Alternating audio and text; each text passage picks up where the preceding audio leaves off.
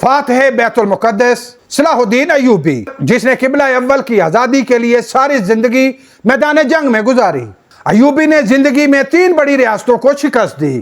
صلاح الدین ایوبی ایک ترک قبیلے سے تعلق رکھتا تھا۔ ایوبی 1138 عیسوی کو عراق کے علاقے تقریت میں پیدا ہوا۔ ایوبی نور الدین زنگی کا ایک عظیم سپہ سالار تھا۔ اس نے 1169 عیسوی کو یمن اور 1173 عیسوی کو مصر فتح کیا۔ اسے یمن کا حکمران بنا دیا گیا۔ صلاح الدین ایوبی ایک بہت بڑا عاشق رسول تھا۔ ایوبی نے دشمن کے علاقے میں منظم جاسوسی کا نظام بنایا۔ اس نے مسلمانوں کے قاتل ریزینالڈ کو گرفتار کر کے قتل کروا دیا۔ ایوبی نے ایڑی چوٹی کا زور لگا کر مسلم ریاستوں کو متحد کرنے کی کوشش کی، مگر ناکام ہوا۔ آخر عیسائیوں کی متحدہ فوج کے سامنے وہ اکیلا ہی ڈٹ گیا۔ ایوبی نے عیسائیوں کے ساتھ طویل صلیبی جنگیں لڑی۔